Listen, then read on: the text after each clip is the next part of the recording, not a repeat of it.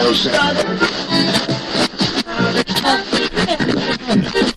are HTLA Radio 1. You will lower your shields and prepare to be boarded. We will add your distinctiveness, your advertisers, and your sponsors to our own. Resistance is futile.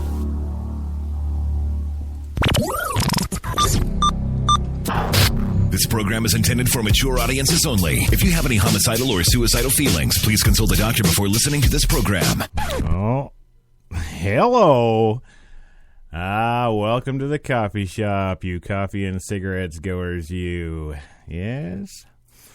Here we are for the Friday Frappacino.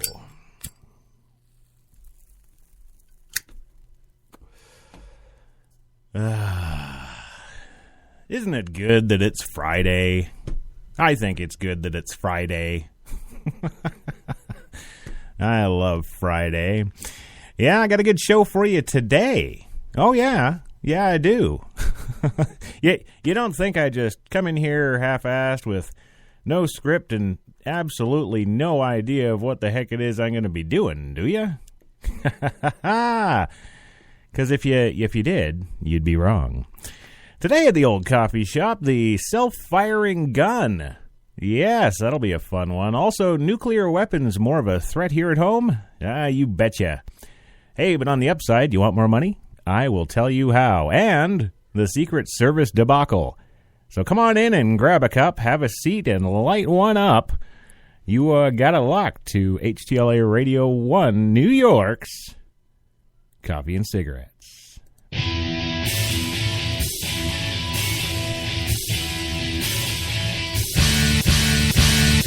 Yeah!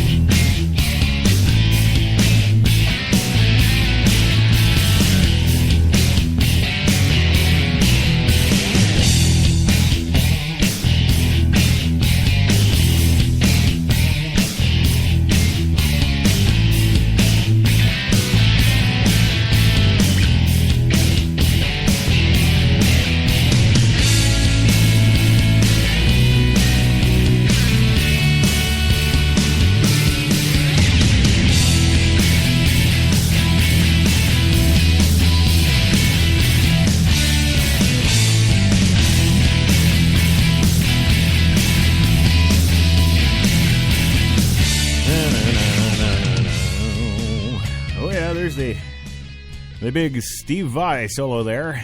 Yeah, just for us here at HTLA Radio 1. Yes, because we're just awesome. We're just that awesome. In fact, damn it, there should be two of us. Yes, HTLA Radio 1 and HTLA Radio 2. Well, here's a little bit of hot off the presses news for you. Coming in January, I am very proud to announce that on behalf of the fine folks at HTLA Radio 1 New York and Procast Global Holdings, there will indeed be HTLA Radio 2. And what might that all incur? What might be the sum and total of HTLA Radio 2? Well, I'm not at liberty to say just yet, but let's just say that some of the shows that we've got lining up for that, damn. Yeah, good stuff. Anywho, if you have not done it yet, get on over and check out. Where do you think I'm going to send you now? Come on, you've been here a week. Yes, the show's 1 week old. And in honor of our first Friday, I'm actually doing the station business at the start of the show. Yeah. I'm getting all pro and stuff. We want you to go and check out that old HTLA Radio, the number 1.com. Yeah, and if you think that website's pretty kick butt, wait do you see HTLA Radio 2's? Yeah, there's something going on there, baby. All right. So, there we go. And by the way, of course, you can follow us on Twitter. Yes, you can follow us at Coffee Talk HTLA. There it is. That's the one. I got that right, didn't I, Mark? I hope so. Yeah. Anyway, yeah. Cool stuff. HTLA Radio 2 coming to you brand new in 2015. It's gonna be something.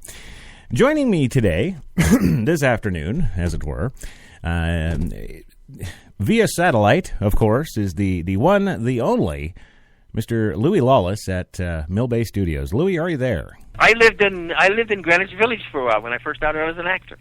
Very good, sir. Excellent. I'm glad you could join us. That was a mistake on my part.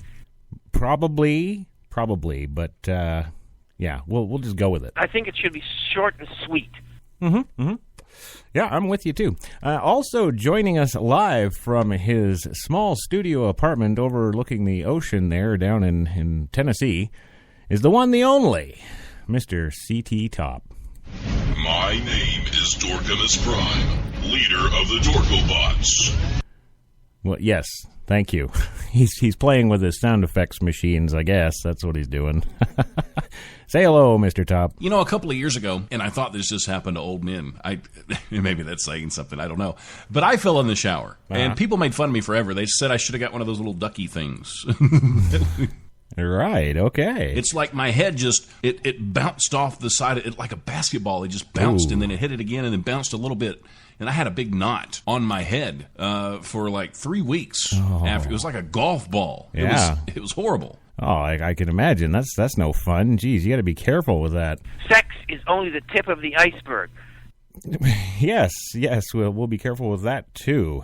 Yes. Why is it one time a month women go insane for 30 days? Probably not enough coffee? Ha ha ha! There we go. See, I was right. Look at that. Ha! I think it should be short and sweet. Yes. Well, it is.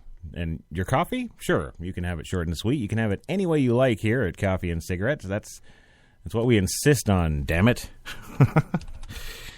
So yeah, we got some fun for you today. We got all kinds of fun for you today, actually. Man, a self-firing gun. Yes, it doesn't even need an idiot. No, it just shoots itself. That's awesome. Got all kinds of stuff. Little is information going on. Let's see. 91-year-old woman declared dead. Wakes up 11 hours later in the funeral home. Oh, yes. A 91-year-old woman in Poland was declared dead November 6th and sent to a funeral home, only to wake up 11 hours later in cold storage. CNN's Polish affiliate TVN reported now she's home and doing just fine. Yeah. The doctor went to the home of Janina Kalajowicz in the town of Ostro-Lubelski in November 6th, and her family said she'd stopped breathing. I checked the pulse on the forearm artery, cardioid artery also, the doctor told TVN. I listened to the heart and breathing, and... Oh, wait a minute. If you're listening to breathing, she's still alive. Oh... I listened to the heart and to the breathing. I also examined the pupils. There were no reflexes, typical symptoms of death, or a teenager after a weekend of partying. Oh, there's another one. The doctor signed the death certificate, and Kolsowitz's family began planning services, according to TVN. Then the funeral home called, and authorities are trying to find out what happened. They say they are investigating whether the doctor exposed the woman to imminent danger of loss of life as the lady was moved to a funeral home and kept in cold storage. Yes, they're going to prosecute that man now for pronouncing the woman dead when she wasn't. And today's show is, of course, if you hadn't already known this, proudly sponsored by the 8 fantastical locations of Tim Hortons in New York City. Oh, yes. What do you think about Tim Hortons in New York City there, Louis? I lived in Greenwich Village for a while when I first started out as an actor. Mm-hmm. Yes, but what do you think about Tim Hortons being in New York City now? That was a mistake on my part. Okay. Chris, what do you think? Why is it one time a month women go insane for 30 days. No, I thought we covered this. It's no coffee. Oh, yes. Yeah, so 91 years old and you're declared dead, but you're not dead and you wake up in cold storage. I wonder what that's going to feel like. Yeah, and at 91, shouldn't they have just left her there? Oh, yeah. Well, now that I've lightened the mood on that little story, let's look at a Nebraska hospital that's preparing for a new Ebola patient. Yeah, you heard me. It's not a screw up. We don't have to rewind, Mark. Nebraska hospital prepares for new Ebola patient. Yeah. I don't know why. I don't know why. Why would we prepare for another Ebola patient? Certainly we're not flying them in. Oh, wait, yes, that's exactly what we're doing. We're flying them in. Ah, and the CDC says Ebola is not airborne. Yes, it is. It just flies around in the 747-400s.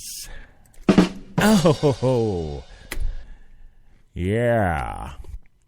A surgeon infected with Ebola will be transported from Sierra Leone to the Nebraska Medical Center for treatment, because that seems quite close and very convenient to drop him off for treatment. Yeah. A doctor, a Sierra Leone national and legal permanent resident of the United States, apparently. How does that happen? I don't know. But he's let's try that again, maybe, Mark, a little bit. Thank you. The official said it's not known whether the doctor was working in an Ebola treatment unit or some other type of hospital. The surgeon is married to a U.S. citizen and has children, the official said. Sierra Leone has seen more than 5,300 cases of Ebola. Well, man, that must be 300 more than yesterday, because the total exposure was 5,000 yesterday. Somebody's getting their facts wrong. Yes. The Nebraska Medical Center in Omaha is one of 4 hospitals in the United States that have biocontainment units and years of preparation and handling highly infectious disease such as Ebola. In a statement Thursday night, a spokesman said the hospital is still waiting official confirmation about whether they will treat another Ebola patient.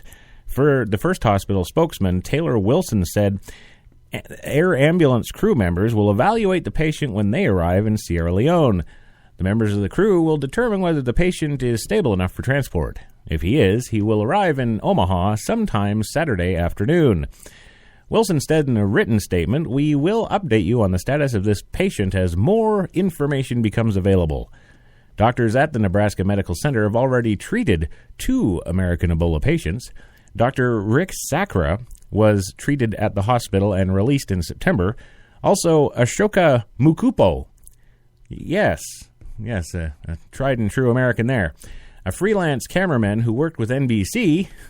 So, what, NBC paying like slave wages now?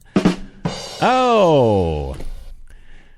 So far, the limited number of Ebola cases treated in the United States has shown a higher survival rate than cases treated anywhere else, including West Africa. A number of factors could impact the latest patient's treatment. We don't know how sick he is. We don't know what stage of the disease he is in. Yes, well, obviously, if we're going to fly him, right to Nebraska, he's got to be at the very infectious stage. Yeah, right, kids? That's right. So that's your Ebola update for today. There you go. I hope I could bring a little bit of lightness to that darkness of doom. Because it's what I'm going to do. We're sitting here having coffee, having cigarettes. It's no need to bring everybody down. Just cheer everybody up. So there you go. But it's still my job to bring you the day's top stories and events going on that matter to you and me, apparently. Mm-hmm. They do. Don't you think so? I think they do. What do you think, Chris? Let's go to you. What do you think about bringing the top stories here? You know, a couple of years ago, and I thought this just happened to old men. Maybe that's saying something. I don't know. Mm-hmm. But I fell in the shower, and people made fun of me forever. They said I should have got one of those little ducky things. What? Louis? That was a mistake on my part. Yeah. Well, do you have anything to add on the Ebola story? I think it should be short and sweet. Okay. All right. Well, I don't have anything as fun for you today, Louis, as vacation boobs. But I've got some other stuff here you might be, pretty much amazed and in awe of. Sex is only the tip of the iceberg. That's right. That's right. Because, there's so much more to life than just sex. Now let's go to the self-firing gun. How about we do that before the break? Yeah, okay. Yes, ladies and gentlemen, I present to you the world's most dangerous gun. The gun fires without touching the nigger. Trigger, I said. Oh, yes. Don't know where that came from. Yeah. Apparently the gun and the attached YouTube video has been put out as an anti-gun campaign, citing that these guns can just go off by themselves, and this video is supposed to be proof of that. It was actually rigged for the video. The internal safety on the particular gun in question requires a trigger be depressed fully. To loosen that safeguard and make a video, someone is just a hater trying to make the company look bad, all for you non-gun people. It's like leaving your front door unlocked and standing open and then showing a video of your house getting robbed and saying, yeah, it's a shitty door lock. Same thing. That's what it is. I lived in Greenwich Village for a while when I first started out as an actor. Right. And I bet you never, ever, ever needed to have a self-firing gun. That was a mistake on my part. Oh. Okay, so you probably would have wanted one then. I lived in Greenwich Village for a while when I first started out as an actor. Okay, yeah. Louis always gets like this right before he goes to sleep, so just so that we're all aware. And Chris, don't worry about Louis. He's okay. He's like this every day. My name is Dorkimus Prime, leader of the Dorkobots. Okay, and you'll be just going to sleep yourself there soon too, right, kids? Yes, they will. Well, hey, I found a guy who thinks voters are stupid. Yes, voters are stupid. Yeah, Yeah, with a fourth video now released, Grubergate is now in full swing. The latest caught-on-tape remarks from economist Jonathan Gruber, one of the architects of the Affordable Care Act, has him asserting back in 2010 that the American public, that's you and me, doesn't actually care that much about the uninsured. He thinks he knows us so well. In another video released earlier, he said that to pass new health care legislation, the Obama administration successfully relied on an electorate. Again, you and me. That didn't really understand it. It's very clever, the basic exploitation of the lack of economic understanding of the American voter. He tells the honors he tells an honors class at the University of Rhode Island in 2012, there appears to be a bottomless well of Gruber's greatest hits. In yet another speech from at the University of Pennsylvania in 2013, he explains that the very function of the law, doing what it was designed to do, was totally unpalatable to the voters. That is, if only we'd turned away from our Cheeto bags in NASCAR races long enough to catch it. He actually said this. If you had a law which said healthy people are going to pay into, if you made it explicit that healthy people pay in and sick people get money, it would not have passed. To hammer the point home, he admits that the sales pitch was one big cover-up operation. The lack of transparency is a huge advantage, and basically, call it the stupidity of the American voter or whatever, but basically that was really, really critical to getting the thing to pass in the first place. It's nice that the guy comes out in public and says, you're all stupid. You're all just stupid. Yeah. I'll say it, but I'll say it in a lot more eloquent and education level high fill thing that you won't get. That's the, see? You like that, Louis? Education high fill thing? That was a mistake on my part. Yeah. Yes, well, you just stick with old CJT here. I got the education high fill thing. Yeah. So, that's Gruber's deal, and yeah, who really cares? We got to go for our first commercial break, and when we come back, we'll get into, some more Obama fun. I got some Obama fun going on there today. And you're listening to HTLA Radio 1 New York.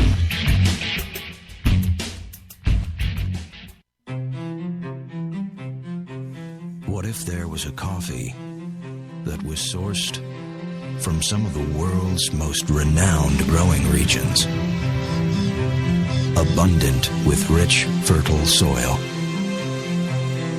What if this coffee was picked at the perfect moment, then packed meticulously and shipped carefully to be roasted under the watchful eye of coffee masters? What if it was expertly blended, ground, and sealed, ensuring maximum flavor and freshness, then brewed in small batches and always served fresh within 20 minutes, just the way you like it? Now, what if this coffee just happened to be the coffee you already know and love? Tim Hortons, always fresh, always great tasting coffee.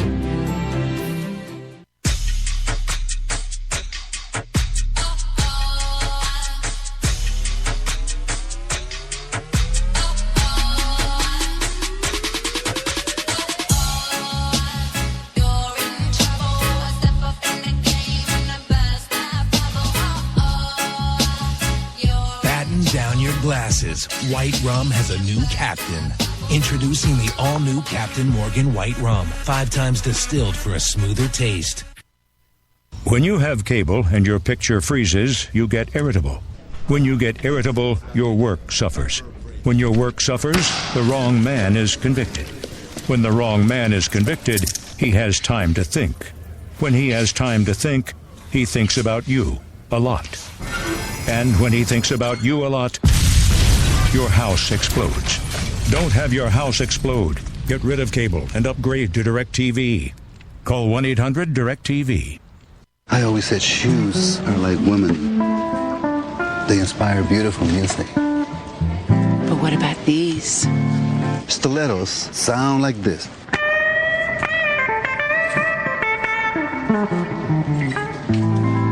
What does my fragrance inspire? That's got soul. My ties are beautiful. They don't need music. Bringing the stars together. That's the magic of Macy's. I'd like to buy the world a home and furnish it with love. Grow apple trees and honey bees and snow white turtle doves. I'd like to teach the world to sing with me.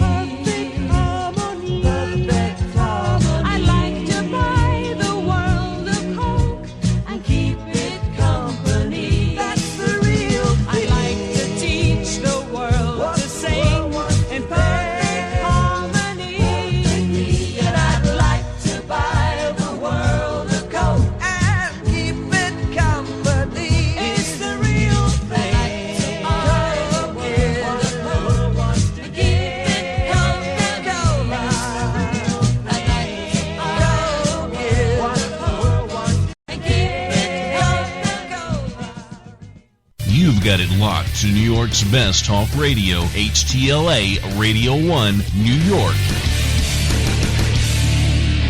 Oh, yes, you do. And joining us in the coffee shop this afternoon, I'm very happy and proud to say, my man, Dave the Rave Capers from SouthNet Media One Broadcasting. Dave the Rave, the man with the Razor Blade Express, which I am tuning into tonight at 6 p.m. on Spreaker.com. You can bet your little life on that. Cheers and shout out to you, Dave, with whatever you're drinking. Well, we enjoy that lovely coffee. Louis, are you still awake? Are you still with me? Sex is only the tip of the iceberg. You know, a couple of years ago, and I thought this just happened to old men. Maybe that's saying something, I don't know. But I fell in the shower, and people made fun of me forever. They said I should have got one of those little ducky things. Chris, where did you buy that laugh? Krusty the Clown? Whoa! What did you think about that laugh, kids?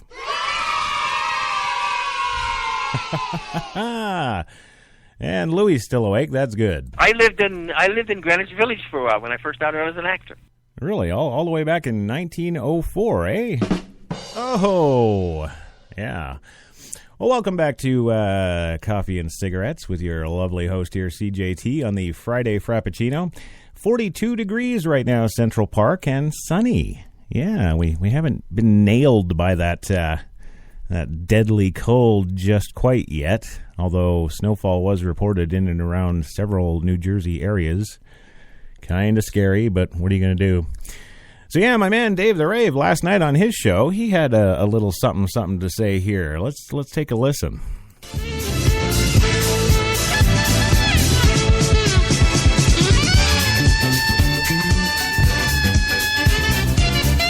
Keep your eye on that brother from another mother, because good things are coming up in the coming season. I tell you what, you're going to hear a lot more from that kitty from New York City. We like to call him CJT.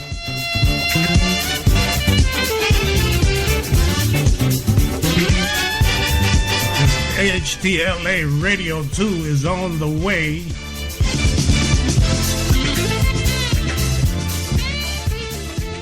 That's right.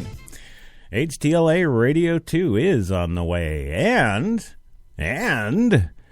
I have it on good authority from my man in the booth, Mr. Mark Keeler.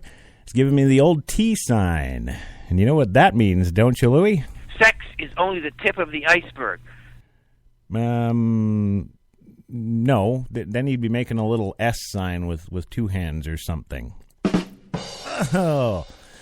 Yeah, no, it's the Twitter sign. It's the little social media thing we've got around the studio here. We can just, flash the T or flash the F, kind of like gang signs. We do that through the windows and whatnot during broadcast. And, man, we know there's something we got to check out. Well, there is something you got to check out on Twitter. If you are following at HTLA Radio 1, why don't you hop on your Twitter right now and check out HTLA Radio 2. That Twitter account is up and running, and as of just a few moments ago here, 100 followers just about here, sitting at 94.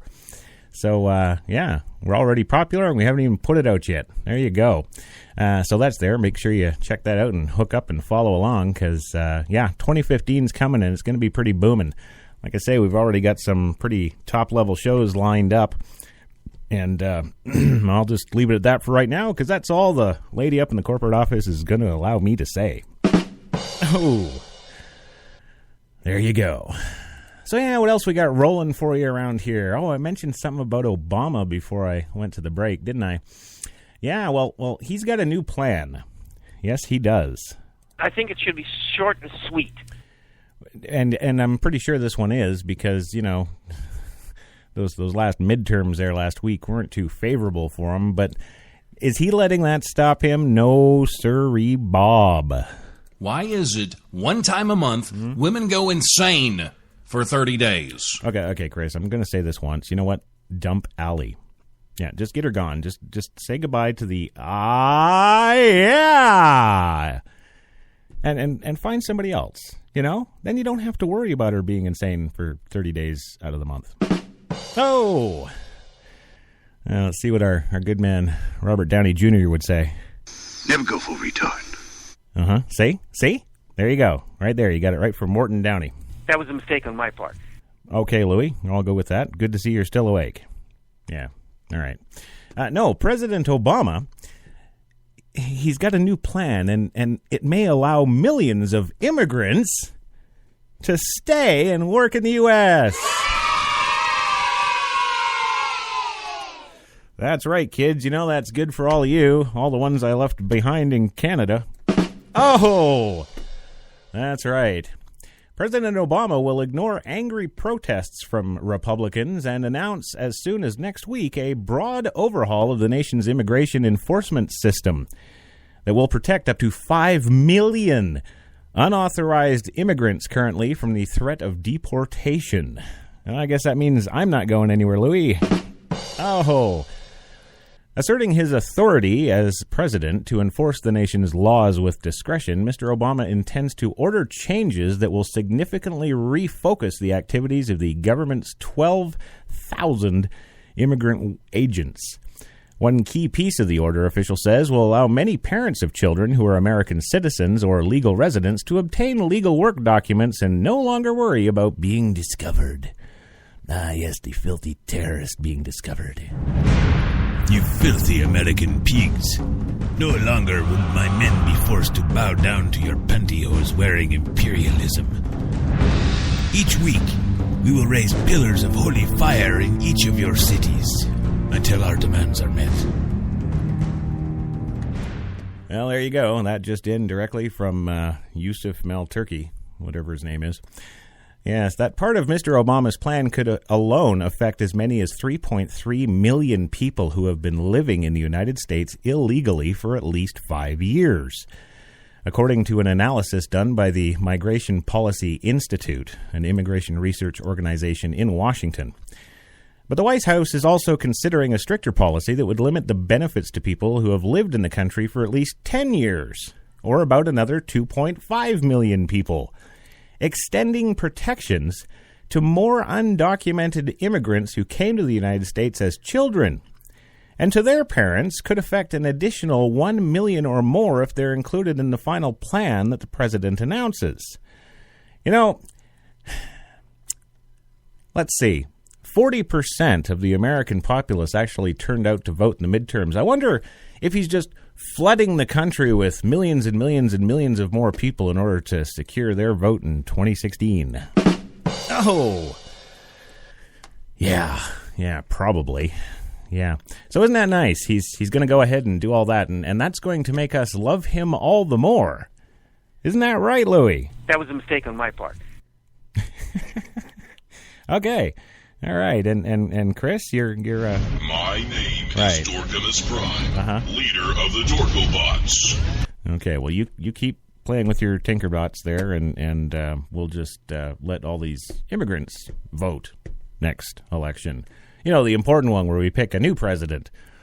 Yeah, the new president. Hello. God, some people not too quick on the button. Well, another thing that's kind of going on, kind of along the same timeline here now, is sliding oil and gas prices. It's apparently going to give us Americans more money to spend. Yeah, American consumers are going to enjoy a more bountiful Christmas this year, thanks in part to a most unlikely source, our fine princes and kings in Saudi Arabia. Let's hear it for the princes and kings in Saudi Arabia, kids. Okay, I'll give each and every one of you $20 right now to cheer the princes and kings of Saudi Arabia. Okay, all right. That one just cost me a lot. Yeah, the steepening drop in gasoline prices in recent weeks has been spurred by soaring domestic energy production and Saudi discounts for crude oil at a time of faltering global demand. Yeah, right. You expect us to believe there's a faulting global demand? That was a mistake on my part. Okay. All right. Maybe, yeah, it would have to be, because I don't, no.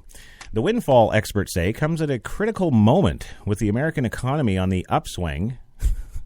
On the ups. Oh, right, because I forgot that President Obama said 2 weeks ago that he's already paid back over half of the $528 trillion deficit in just 6 years. Yeah. So we're on the upswing. Don't tell anybody. Yes. Now, because of the growth in our country, apparently, and the slow growth overseas, gas prices recently dropped below $3 a gallon for the first time since 2010, while crude oil prices have fallen by more than $25 a barrel since mid-summer. I'm not selling anything. Well, yes, I am. I'm selling my awesomeness. There you go. If oil prices stay between $75 and $95 a barrel, we could see the kind of stimulus package that the Federal Reserve or Congress could ever do, said Douglas Oberman, the chief executive of Caterpillar, the multinational maker of heavy construction equipment. Yes, because that's who I would go to first to talk about the lowering gas prices to American consumers. Or not. The impact is especially significant for low and middle income Americans. Yeah, well, thanks for the bone. Who have largely been left behind by the anemic economic recovery. Okay, so now in 2 paragraphs, we've gone from an economic upswing to an anemic economic recovery. There you go. That began in the middle of 2009. Even as the job market has improved, most workers have received only modest wage increases. Median income remains roughly 5% below the peak it hit way back in 2007. Of course, the shifting energy picture will create losers as well as winners. And where do you think the majority of the losers are going to be here, kids? Yeah, you got it. Right here in Crashtown. When the oil prices fall, the benefit to consumers outweighs the loss to producers, says Dean Mackey, chief of the United States Economists Group at Barclays. Investment and oil and gas production is still less than 1% of gross domestic product. Consumer spending is 68.5% of the GDP. Even in Texas, the estimated loss of 15,000 energy production jobs that might occur if lower crude prices persist would be offset, they say, by increased employment in sectors like refining and transportation. Yeah, there may be some slowing, but it's not going to be dramatic if we stay around $80. If the price goes below 70, you will probably see tapering off production. In the meantime, the most economically fragile part of the population is already feeling some relief, which is likely to lead to extra spending on a variety of other goods and services. At least that's what they hope. Yeah, that's what they hope. Sex is only the tip of the iceberg. I know, Louis, I know, but we weren't actually talking about sex at this particular second. But you know. That was a mistake on my part. It's okay. It's okay. You know, we don't pay you here, so, you know, you feel free. You just... I think it should be short and sweet. Yes, because you're no doubt running out of time. It's like my head just, it bounced off the side of it like a basketball. It just bounced. Okay, Chris. All right, we know. You've told us about the head. We get head here all the time. All right, let's move on now to the Secret Service. Yes, I told you in the show opener there we'd be talking about the Secret Service and their ineptitude. Yeah. Well, in Washington today, an intruder, or not today, dumbass. Whoa. Who writes this? Mark? What? It wasn't today. It's like 2 months ago. An intruder, yes, was able to climb the fence and enter the White House in September. Yes, because of a succession of performance, organizational, technical, and other failures of the Secret Service, according to a damning review of the incident by the Department of Homeland Security. The review found that the Secret Service's alarm systems and radios failed to function properly. Yes, because we're only paying, $16 million a radio? Oh. Yeah. Omar Gonzalez, the man charged in the incident, could have been stopped by a Secret Service officer who was stationed at the North Lawn with an attack dog. Another $16 million attack dog. Yeah. But the officer did not realize that an intruder had made it over the fence because he was sitting in his van talking on his personal, not $16 million cell phone. Oh. Yeah, the officer did not have his radio earpiece in because, you're just on duty, The president's off in China or somewhere, but, it's just the first lady. Yeah, the officer did not have his earpiece in and left the second radio that he was supposed to have in his locker. Yeah, because all those policies and procedures to ensure backups and redundancies, yeah, there you go. That was a mistake on my part. No, Louis, not this one. You can take the blame only so long. Why is it one time a month women go insane? Because they're married to you. Oh, there we go. It was only after he saw another officer running towards Mr. Gonzalez that he was alerted to a security threat at all. At that point, the officer gave the dog the command to attack, but the dog had not had a chance to lock onto the intruder and may not have seen him at all, according to the review. Yes, because the Secret Service even buys dumb dogs. That's $16 million a head. The review has not been made public, but the members of Congress were briefed on it yesterday. An executive summary was attained by the New York Times. The review of the September 19th breach is part of a much broader investigation of the Secret Service being conducted currently by the Deputy Secretary of Homeland Security, Alejandro Mayorkas. Yes, Alejandro. Yes. The investigation is focused on other incidents in which the White House fence was scaled and how security at the White House could be improved. Man, I think even somebody like, Director Jerry Bruckheimer might be able to help you out with that. Oh, hey, how about Michael Bay? Oh, hell, we could use Louis Lawless. Sex is only the tip of the iceberg. Yes, see, Louis is on the ball, man. He is there. He is zoned in. He'd be all over those intruders. Yeah. Well, in addition to the faulting Secret Service for its handling of the security breach, the review also has found that the agency mishandled its entire investigation of Mr. Gonzalez in the months before he succeeded in entering the White House. He first came to the attention of the authorities back in July when he was arrested on gun charges in Virginia. Gun charges. Yeah. The report also said that because of staffing shortages, the uninformed Secret Service officers who were responsible for protecting the White House, because those are the first officers we should be keeping uninformed, did not receive adequate training. Are you serious? Now they're saying they didn't receive adequate training. These are the guys on the presidential detail, and man, everything I've read and understood about the Secret Service, you don't get morons on the presidential detail.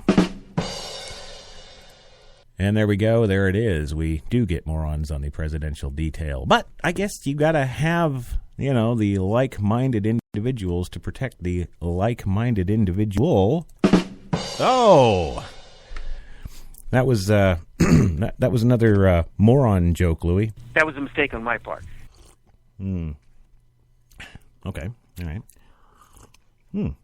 And once again, just before we go for our second commercial break, I would like to remind the lovely audience that we are sponsored by the 8 fine locations of Tim Hortons all throughout New York City. And, that's what I'm enjoying right now. It's delicious. You should check them out. All right, so we're going to go for that commercial break. We'll be back in 2 minutes with some more fun and games from the world headlines. And you're listening to HTLA Radio 1 New York.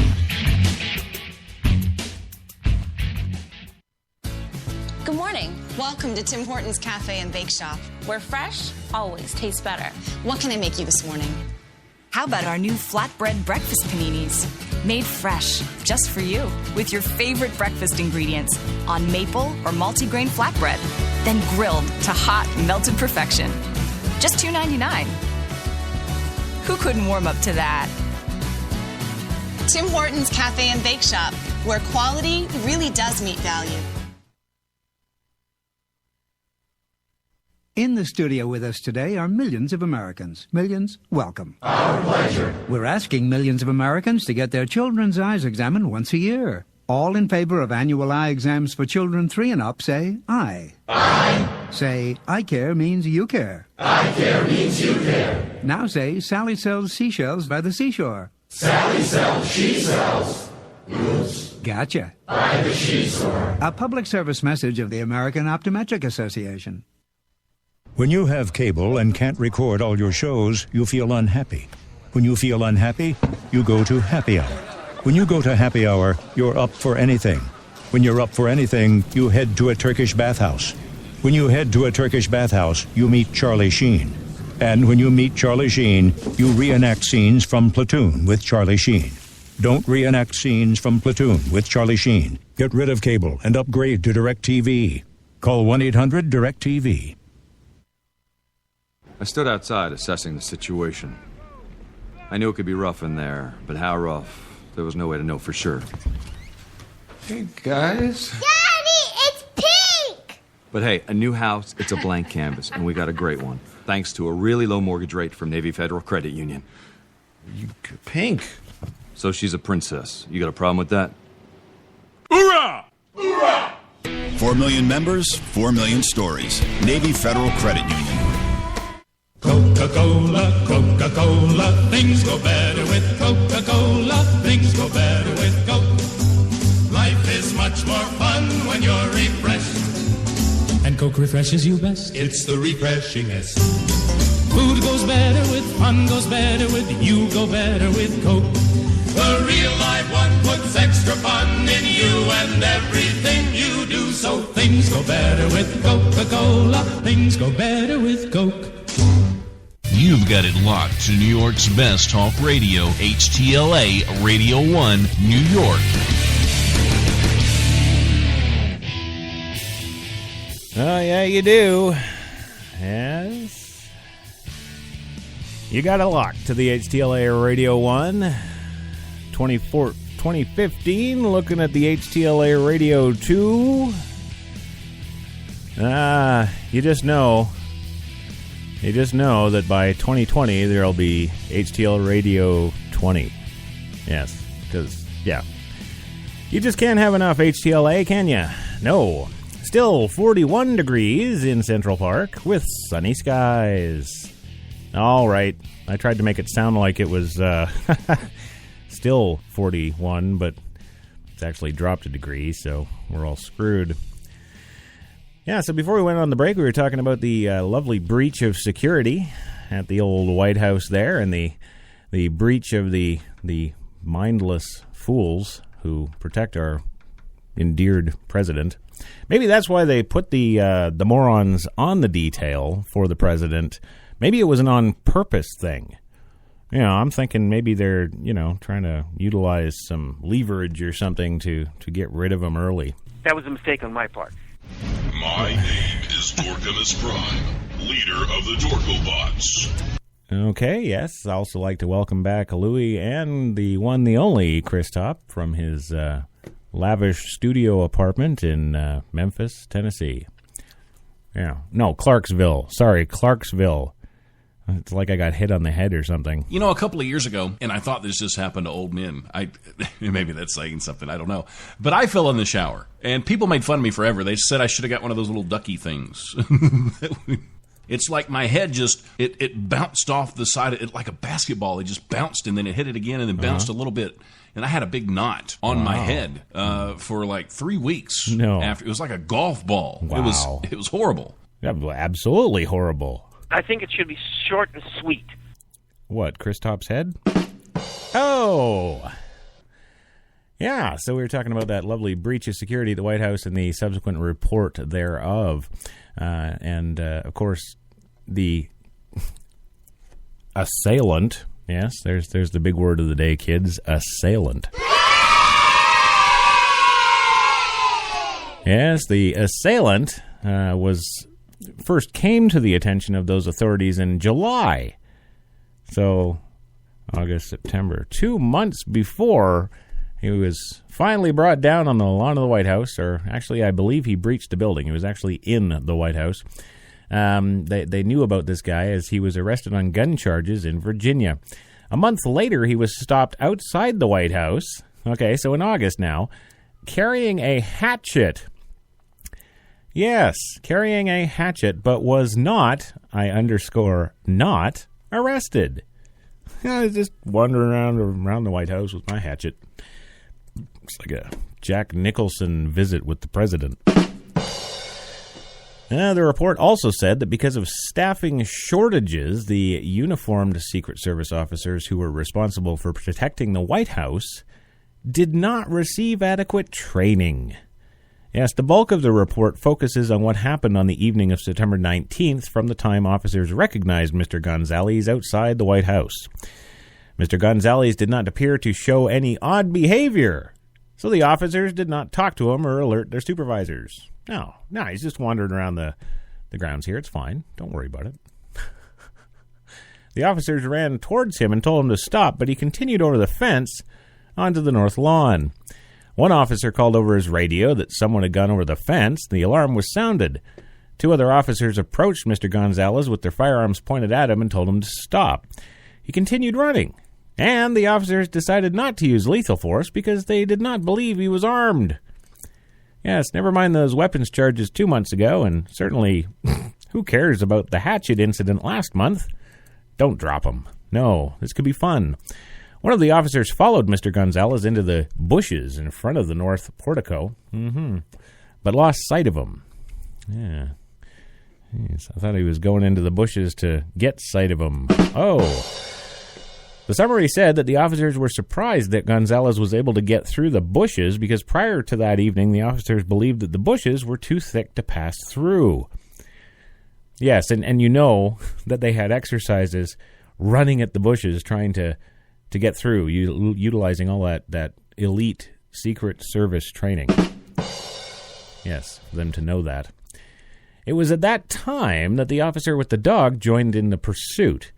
An officer stationed by was unable to see what was occurring because his view was obstructed by trees and bushes. That officer was unable to hear any comprehensible radio communications also about alarm or brakes. Gonzalez until he had gotten close to the north portico entrance. By the time the officer exited his vehicle and began yelling commands at Gonzalez had nearly arrived at the bushes, according to the summary. The officer was unable to reach Gonzalez before he entered the bushes, and as a result went around the bushes towards the north portico only to find that Gonzalez had already entered. Yes, gone inside, sat down, threw in a couple of those pizza pops in the microwave. Michelle kind of looking at him funny. Yeah, he entered the White House. An officer stationed at the north portico door could not hear on the radio what was occurring, and certainly the guy running past him into the lovely White House with his axe and his guns and his headband and, probably a T-shirt that said, "I'm going to kill Obama," or a picture of Obama's head with a big no symbol across it, running in to make his pizza pops, didn't raise any alarms with him. Right. This whole thing is laughable, isn't it? Isn't it? If we actually cared about our president, I guess it wouldn't be that laughable, but this is fun. Yes, it is. And don't get me wrong. Again, you all know I used to care about our president. Yes, sir. He had my vote in 2008. Yes, he was bringing all the troops home. And then 30 days later, he lost it. Sorry, bye-bye. He went and sent 75,000 more troops over to Iraq. So that was enough for me. Yeah, so Mr. Gonzalez, you go back and make more pizza pops whenever you want. A copy of the findings and final report has been given to the acting Secret Service Director, Joseph Clancy, at the end of last month. So he could immediately begin to take additional security measures. Yeah, he needs some new security members, too, from the sounds of it. And that the findings warranted in order to better ensure the White House complex is secure, according to a statement from the Department of Homeland Security. But no Secret Service agents or officers have been disciplined whatsoever in connection with this lovely incident. Yes, because why would we do that? No, they're just doing their job on their personal cell phones, sitting in a vehicle, not listening to their two radios, not even having a second radio. No, we don't need that. That was a mistake on my part. Again, Louis, not going to blame you. Nope, this is just too dumb. Well, let's move on to terrorism. Yes, more terrorists, kids. Yeah.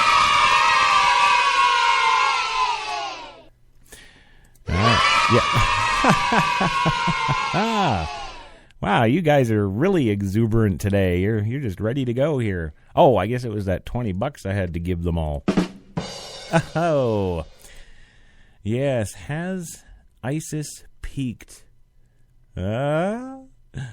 Terror groups suffer setbacks in Iraq. Yeah, of course they do, because like I reported when they were first reported, there's 100 guys, maybe 60 AK-47s, pretty much 100 of those little sand spider desert scarves they're wearing, and no vehicles. So, yeah, this is a couple of months down the road. So, yeah, I'm sure those guys, the ISIS guys in the desert out there in Iraq and Syria, I'm sure they're suffering some setbacks. Yes. The Islamic State in Iraq and Syria is finally beginning to feel the pressure. Yes, the first signs are emerging that a combination of coalition airstrikes, because we all know how surgical those are, and more assertive Iraqi and Kurdish forces are forcing ISIS to change its behavior. Yes. Yes, wrong button, Mark. You filthy American pigs. No longer will my men be forced to bow down to your pantyhose wearing imperialism. Each week, we will raise pillars of holy fire in each of your cities until our demands are met. Yes. Well, analysts have told CNN today that it's too early to say that ISIS has peaked. It controls vast areas of northern and western Iraq as well as much of northeastern Syria and exercises draconian authority in areas far apart as Anbar in western Iraq and Aleppo province in northern Syria. ISIS also continues to pick up endorsements and pledges of allegiance from their jihadist groups, most notably Khorasan. Yes, those lovely countertop makers. Oh, yes, it's Khorasan. Do you like it? Yeah, come up with new names. Get better writers. Hell, hire my wife. She's one of the best screenwriters out there. She'll give you some real scary terrorist names. So what do you think about ISIS, Louis? That was a mistake on my part. Oh, okay, you did that too. Okay, yeah. A couple of years ago, and I thought this just happened to old men. Maybe that's saying something, I don't know. But I fell in the shower, and people made fun of me forever. They said I should have got one of those little ducky things. I swear you got that from Krusty, Chris. Why is it one time a month women go insane for 30 days? I've told you. Get rid of Ollie. Oh. Yes, there we go. Well, there are signs that ISIS is under stress. Yes, of course. They can't even get a cab. Oh. Yes. Especially in Iraq, apparently, with its lines of communication and resupply disrupted in some areas. Key figures targeted in airstrikes and sources of revenue under threat. Yes, they got to get out and earn just like the Sons of Anarchy. Oh. Lauren Squires, a researcher with the Institute for the Study of War. This has got to be American. Institute for the Study of War. Yes. She says that ISIS is facing the unhappy experience of losing the element of surprise. Oh, man. Really? You get on YouTube with your 100 guys and your 60 AKs and your 100 scarves, no vehicles, talking all down about the U.S. out in your desert in the middle of nowhere in Syria, and it's the unhappy experience of losing that element of surprise. Sex is only the tip of the iceberg. Oh, I know, and I'm sure these guys know that too, because I've never seen any women in the YouTube ISIS videos. Well, let's see. What did the old president say? Barack Obama said in an interview over the weekend that the next phase of the campaign against ISIS is imminent. Yes. The airstrikes have been very effective in degrading ISIL's capabilities and slowing the advance that they were making, he told CBS's Face the Nation. Quote, he says, now we need ground troops, Iraq ground troops that can start pushing them back, he said, supported by an expansion of the U.S. training and advising missions. Yes, that's always the go-to answer. Well, we'll just send more troops. Yeah, just send more troops. They know if we can see them, we're going to engage them, and we're going to hit what we're aiming at, he told the forum at the Atlantic Council in Washington yesterday. Stirs echoes that ISIS is exhibiting signs of stress. Aw, they need to unwind more. I think it should be short and sweet. Yes, it should be. Recent strikes also suggest Iraq and coalition targeting is benefiting from better intelligence. That's right. Intelligence. I guess we finally analyzed the terrain in the back of the YouTube videos and figured out where they were and hit them where they're home. That must be what we've done. Right, Louis? That was a mistake on my part. No, I know. But what do you think about ISIS? I lived in Greenwich Village for a while when I first started out as an actor. Okay. I guess that's maybe where ISIS is now. Okay. ISIS itself is obliquely acknowledged the impact of airstrikes, releasing videos on YouTube this week about the value of trenches and underground shelters. A fighter in a shelter near Fallujah said, if airplanes are observed in the sky, the brothers can hide themselves until the airplanes are gone, according to translation by the site intelligence group. Actually, what he really said is, if we see the airplanes coming, we get down in the sand and die. But, there's no accounting for translation. Oh. Yes, so the Iraqi forces regroup, apparently. Yes, today. The main reason for ISIS' swift advance southward through Iraq in the summer was the abject failure of the Iraq security forces to put up any resistance. Bolstered by Shiite militiamen, known as Popular Mobilization Units, the ISF is beginning to counterattack in a few places. Well, that's good. It's good to see them getting on that.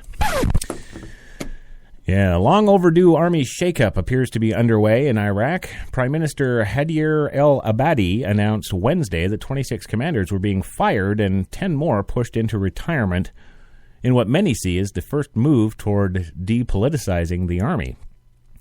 Abadi's predecessor, Nouri al-Maliki, had made senior appointments on the basis of political loyalty rather than professionalism, bypassed institutional constraints on his power. A statement on Abadi's website stressed the need to restore confidence in the security forces through real action and by combating corruption and the individual and institutional levels. There you go. Yeah. It goes on here for about another 1,700 paragraphs, and I'm not going to bother with it because it's stupid. There you go. How about we get on to something interesting here at the coffee shop today? How about Taylor Swift? Yes, taking over the world. No, I'm just kidding. We're not going to do that. No, take that off, Mark. How about Sweden? Yes, big news out of Sweden today. Yes, big and scary. It's almost looming and terrorist-like. You filthy American pigs. Yes. But this is most likely not terrorist. It's most likely Russia. Well, no drums there. I'm not even kidding. A foreign submarine today trespassed in Swedish territory, officials there said, but they couldn't say what country the vessel belonged to. The Swedish military began an intense sweep of their waters off the coast of Stockholm more than 3 hours ago. Yes, there it is. The Swedish Armed Forces announced that its investigation confirmed that the submarine was indeed in Swedish waters. When the search started, the Swedish newspaper Svenska, reported that the military became suspicious after Swedish intelligence picked up an emergency radio call in Russian. Hello, called it. Mm-hmm. Right there. See? I know more about world news than the world news reporters. Huh? There you go, Louis. That was a mistake on my part. It's like my head just, it bounced off the side of it like a basketball. It just... Yeah, I know. And it's probably still bouncing. Swedish Prime Minister Stefan Löfven gave a warning to whoever the intruder may have been. Yes, here's the quote. "The government considers this to be an extraordinarily serious case," he said in a news conference. "Those who enter Swedish territory shall understand that huge risks will mean what they will mean in the future." He vowed to strengthen Sweden's ability to identify illegal activities in its waters. Because I think right now their navy is like 3 boats. It's kind of like Canada. Oh! Sweden used their naval, ground, and air military assets, all 4 of them, to investigate the report of the submarine. The armed forces said, "One military observation determined with no doubt that the foreign vessel was a submarine." Yes, it's in the water, but it's not on the water. Maybe it was a Russian whale.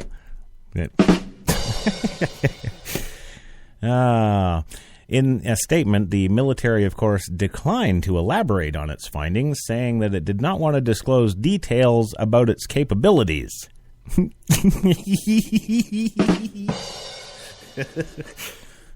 Yes, sorry. Swedish military capabilities. Yes. But the armed forces did say that the observations from the public helped their investigation. Oh, that was a mistake on my part. Oh no, that's a zinger there. They're getting the folks living along the shoreline to call in. Oh, yes, observations. Yes, I help you. We're getting attacked by Russian whales. Never go full retard. Oh, no, you don't want to go full retard. Anyway, gang, it's finished up that second segment of Coffee and Cigarettes' is Friday Frappacino here, and we're going to go for our last commercial break. And as promised, on the Mondays and the Fridays, we have an hour-and-a-half show because it's the kickoff to start that new week, and today it's the shutting down and getting ready for the weekend. So we always do an extra set of commercials, and I'm going to play the Camel Cigarettes commercial just as promised. So we'll get ready for that. Be back in about 2 minutes here, and we'll get into the last couple of little dealio bits I got for the show today, and wish you a happy weekend. Back in 2. And you're listening to HTLA Radio 1 New York.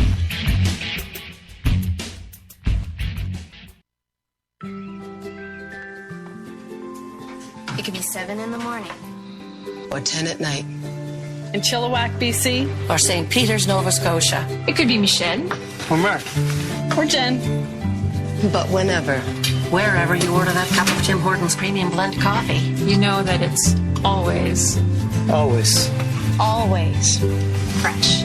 From Newfoundland and Labrador to Vancouver Island, Tim Hortons, a coffee all our own. I always said shoes are like women. They inspire beautiful music. But what about these? Stilettos sound like this.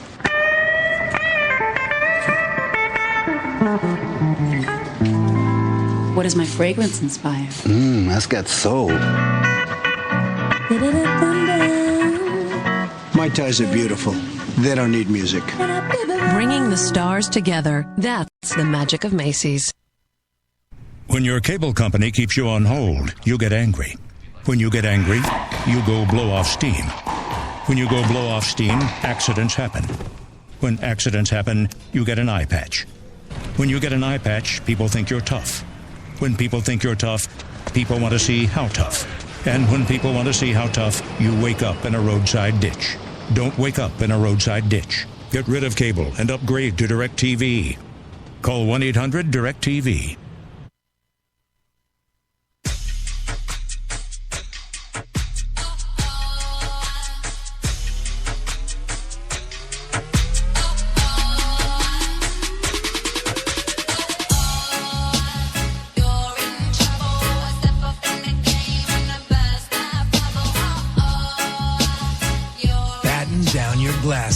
white rum has a new captain.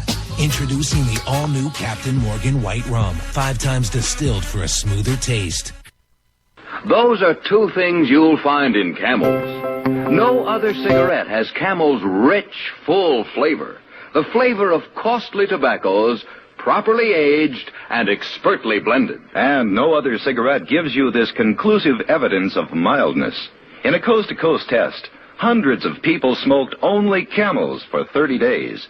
Each week, noted throat specialists examined the throats of these smokers and reported not one single case of throat irritation due to smoking Camels. Yes, that's proof of mildness, based on day-in, day-out smoking. Not just a sniff or a puff. Make your own 30-day Camel mildness test, the sensible test, the thorough test. You'll enjoy Camel's rich, full flavor from first puff to last. You'll see just how mild Camels are, and you'll know why more people smoke Camels than any other cigarette. How mild, how mild, how mild, how mild can a cigarette be? Make the Camel 30-day test and you'll see. Smoke Camel and see. You've got it locked to New York's best talk radio, HTLA Radio 1, New York. Oh, yeah, you do. You got it locked, all right. HTLA Radio 1. 41 degrees still in Central Park, and yes, it's actually still 41 from our last break. Yeah, nice and clear. Moon's out. No 6 feet of snow yet, but it's coming. Yes, it is. And you got it tuned to HTLA's Coffee and Cigarettes, the Friday Frappacino show with your host, Mr. CJT, right here. And we've had some fun so far this afternoon. I think we've nailed some heads on the head, and or how do you do that? You nail something to something, yeah. Yes, we went over the self-firing gun. That was all fun. And then, of course, the nuclear weapons, more of a threat here at home? Yes, we're going to get into that. You bet we are. But before we are, we're going to do something else. Yes, something that Louis actually just brought to my attention. That was a mistake on my part. My name is Dorkimus Prime, yes, leader of the Dorkobots. Of course, there's the hit on the head Chris Top right there doing his thing. Yeah. No, a little money news for you here before you go on your big weekend. Do you think $1 billion in a divorce settlement is not enough? Huh? Yeah, well, sometimes $1 billion just isn't enough. Sue Ann Hamm, the former wife of oil billionaire Harold Hamm, plans on appealing an Oklahoma court ruling this week, which awarded her $1 billion in the couple's divorce. $1 billion, Louis. Sex is only the tip of the iceberg. Especially when you're talking about $1 billion. I could afford to pay these kids to cheer into, 3015. Yeah. Mrs. Hamm, 58 years old, contends the award is not fair. The couple were married for 26 years, have 2 children, and had no prenuptial agreement. As of September, Mr. Hamm was worth over $20 billion, according to Forbes magazine. Sue Ann is disappointed in the outcome of this case, said her lawyer, Ron Barber. Yeah, well, don't say that, Ron, because that only makes you look bad. Oh. Yeah, she dedicated 25 years as Harold's faithful partner in family and business. As part of the settlement, Mrs. Hamm will be paid a third of the $1 billion by the end of the year. Her ex-husband is on a payment plan, of course. You can't just hand over $1 billion. No. For the remaining $600 million, which he will pay in installments of at least $7 million per month. Mrs. Ham, a lawyer and economist, held exclusive positions with Mr. Ham's oil company, Continental Resources. CLR, if you want to go and look that up on the stock market and invest so poor old Harold can pay her. Harold Ham is somewhat of a legend in the oil business, apparently. He built the company from the ground up, pioneered the use of fracking. Oh, here's the guy. There's the little fracker. I think it should be short and sweet. That's right. It should be. There's the man right there for fracking. Okay, now we know. Now we know who to hate. Yes. He also led the development of North Dakota's Bakken oil field. During the trial, lawyers for Miss Ham argued that his success was the result of his skill and hard work, and that, as his partner, she helped make that possible and should be entitled to a sizable share of his wealth.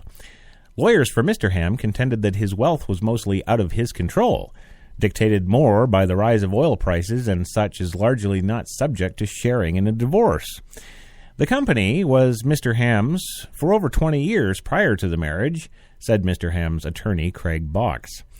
Legal experts were expecting a much larger judgment, more along the lines of $4 to $8 billion, which would have made it the most expensive divorce in history. But as things are sitting right now, coming into the weekend, poor old Mrs. Ham only gets $1 billion.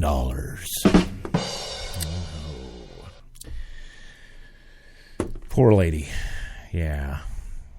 Well, anyway, let's go on to things that affect you and I more, shall we, today? Yeah. Let's see. How about our rotting nuclear weapons in our silos here in this country, all rotting and getting ready to blow up? That's more, yeah. that's something we'd worry a little bit more about, I think. That was a mistake on my part. Okay. Yes, it's your fault again, Louie. Yes. Give him a boo, kids.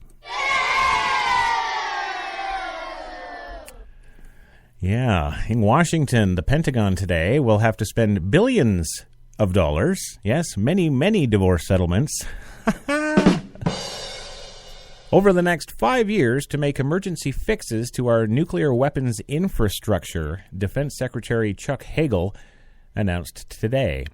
After 2 separate Pentagon studies concluded that there are systemic problems across our entire nuclear enterprise, according to the senior defense officials. Reports that are searing indictment of how the Air Force and Navy's aging nuclear weapons and facilities and silos and submarines have been allowed to decay since the end of the Cold War. A broad review was begun after academic cheating scandals and the dismissal of top officers for misbehavior, but it uncovered far more serious problems. For example, while inspectors obsessed over whether every checklist and review of individual medical records was completed, they ignored, apparently, huge problems including blast doors over 60-year-old silos that would not seal shut, and in one case, even the discovery that the crews that maintain the nation's 450 intercontinental ballistic missile sites had only a single wrench that could attach the nuclear warheads. Wow, that's not even funny. Yes, they started FedExing the one tool to 3 different bases spread across the country. One official familiar with the contents of the report said on Thursday no one had checked in years to see if new tools were being made, the official said. There was one of many maintenance problems that had been around so long that no one reported them anymore. Wow, I think these nuclear service personnel and crews have got a future with Secret Service. Oh!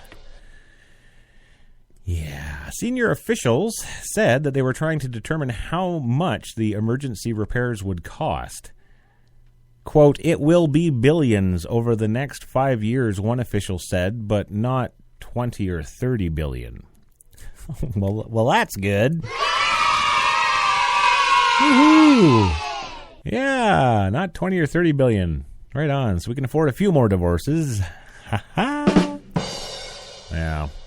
Mr. Hagel's call for greater investment will come just 10 days before the deadline to conclude nuclear negotiations with Iran. Yes, it puts the administration in a position of demanding that the Iranians dismantle their nuclear infrastructure because ours sucks. Mr. Hagel commissioned 2 reviews, one by senior Pentagon staff members and one led by 2 retired officers.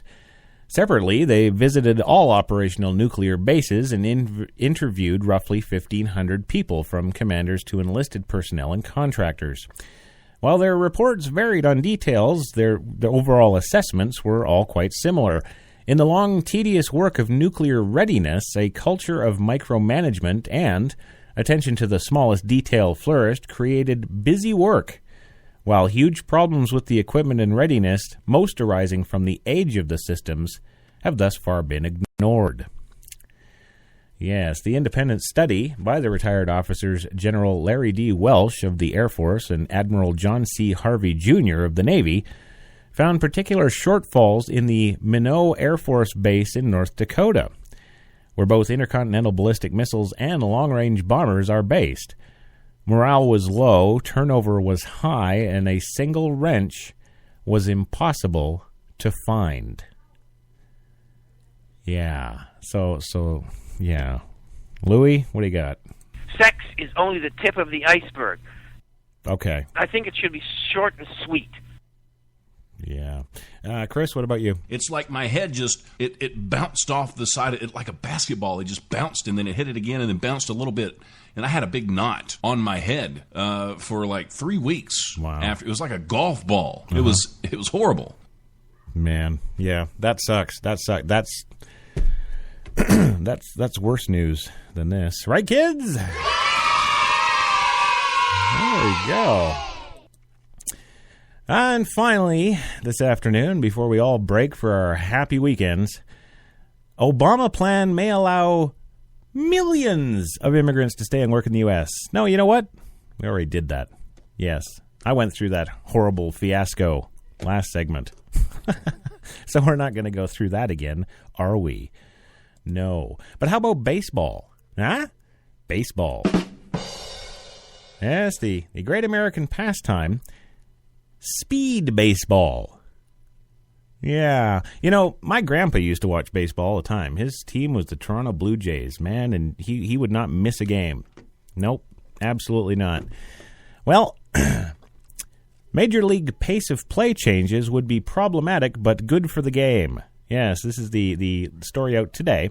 And it's funny because when I was a kid, you know, and sitting there with Grandpa, and we'd sit in he had a big easy chair, and I'd sit up on the arm of it, and he and I would sit there eating Ritz crackers and watching the Toronto Blue Jays, and then he'd be so drunk he'd pass out, and I'd eat the rest of his crackers, and it was a good score. Anyway, you know, I always thought, you know, even when I was a kid, you know, this game is really dragging. Like, are they ever going to throw the ball again? Like, you know, it's kind of slow. Well, baseball players are natural whiners, and of course, we know this because, well, I'm a whiner myself. So, baseball was a perfect fit for me. Seriously, think about how much whining we do in the modern game and how ridiculous it is. A guy steps out of the box at the wrong time, and the pitcher whines about being disrespected. A batter tosses his bat the wrong way after going deep, and the opposing team whines about the baseball's hearsay. Yeah, a pitch comes too far inside, and there's whining about how it's a personal message worthy of retaliation. Someone who plays with too much enthusiasm, and there's whining about the need to respect the game. Managers whine when opposing players steal if the score is lopsided. Shifting the defense causes whining about disrupting the hitter's ability. Not throwing fastballs makes for whining about how cowardly the pitcher is. Good God. The crybaby, the belly-aching, red-bottom whimper fest that takes place in today's game is absolutely ridiculous. Almost as ridiculous as, well, what? Well, baseball is getting slower. So slow, in fact, that Major League Baseball has chosen to test out some methods of expediting the play across during this year's Arizona Fall League. And wouldn't you know it, some of the players don't like them. Toronto Blue Jays prospect Dalton Pompey, I think that's his name, Pompey, looks like it, had this to say on the changes of the baseball in America. He says, I feel like it's going to throw off my rhythm because guys have their own rhythm and take deep breaths, pace swings, and have their routines. It's just going to make everybody so generic and feel like that's taking away what the game has been all about for however many years. Consider this. Over the past 10 years, the average length of a baseball game rose from just over 2 hours and 40 minutes, yeah, it was about 2 hours when I was a kid, to 3 hours and 8 minutes. Yes, that's nearly a 30-minute increase in game duration over the last 10 years. But you know what that does? That means what? That's right, more commercials. Ha-ha! And you all know how we feel about that, don't you, kids? Mm-hmm. So the Major League Baseball league there is testing a series of game expediting mechanisms to see if the speed of play can be improved. But I'm going to go out on a limb here and say that I bet you they'll be unsuccessful because, again, there's more commercial time. Oh. These mechanisms include things like limiting the number of mound visits. Ooh, the wife's not going to like that. The amount of time a team can take between innings, and time to warm up pitchers. But the most controversial idea has been implementing and actually enforcing a pitch clock. Ooh. To make sure pitchers do what their name implies in a timely fashion. A pitch clock has been a sticking point with some fall ball participants, and I can kind of understand why, but really I kind of like it. You've probably heard how hitting is all about rhythm and timing, and pitching is all about throwing off that timing. In fact, there's a good chance you've heard the phrase rhythm and timing so many times you may not actually know what it refers to since it's used so loosely. For the record, rhythm and timing does not mean the pace of play. It means the batter's timing and the pitcher's pitches. And said batter's ability to adjust to the pitch and delivery speeds in relation to his swing. This is important to understand since some think about putting a clock on a pitcher is going to have the batter on an advantage. They think pitchers will have to get on the mound faster and won't be able to adjust their cups, timing, as liberally, thus destroying their ability to throw off the batter. Well, you know, if we're going to go down to it's a psychological game, yes. I'll throw it when I'm good and ready, and he won't be ready, and I'll do my... Yeah, that's BS. I think, yeah. Throw him on a clock. There you go. You got 10 seconds. Throw. Shut up. Throw. Just throw. Yeah. Well, gang, I would like to thank the one and only Mr. Louis Lawless from Mill Bay Studios in Mill Bay, BC, for coming on the show today. That was a mistake on my part. I'd also like to thank Mr. Chris Topp and his head injury. It's like my head just, it bounced off the side of it like a basketball. It just bounced and then it hit it again and then bounced a little bit. And I had a big knot on my head for like 3 weeks. I know. It was like a golf ball. Wow. It was horrible. Damn. Well, you take care of that this weekend and have a good one. To all my listeners, thank you for listening to HTLA Radio 1. Check out HTLARadio1.com for all of our kick-butt shows, all our new stuff coming out, and keep your eyes peeled for the HTLA Radio 2 coming at you in 2015. Going to be a humdinger. Humdinger, Louis. That was a mistake on my part. All right. Well, for me and HTLA and the kids... You guys have a great weekend. Catch you next week.